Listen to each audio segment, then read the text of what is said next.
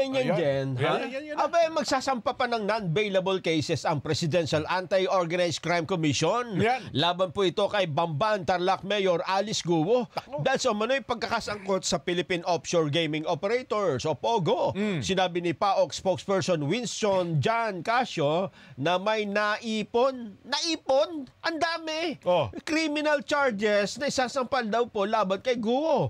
Isinailalim ng Office of the Ombudsman si Guo, pati na yung kanyang business permit and licensing officer na si Edwin Ocampo at ang municipal legal officer na si Aden Sigua sa 6-month preventive suspension without pay simula noong Mayo 31.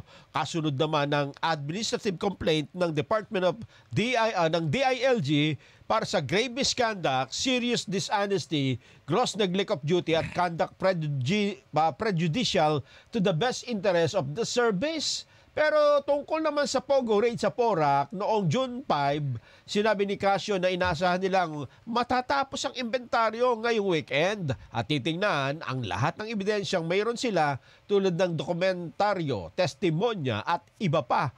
Binabantayan din ho ng interagency body ang 58 pang POGO firms sa Cavite, Hoy, Cavite! Laguna, Palawan at Cebu.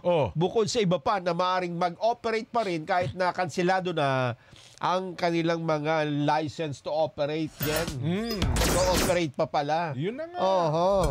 Ang iba dyan, sabi, pinahinto na talaga, tigil na. Oo. Ang problema, yun, nag-ooperate pa rin sila. At dahil sa meron namang legal, tapos may illegal, hindi mo na kayo ma-distinguish, di Yun ba? na nga. Kasi pwedeng gumagamit na ng mga peking papel eh. Saka magkakaugnay eh. Ayun nga. At halos mukhang sila rin yata yun eh. Yun na nga. Ayun nga eh.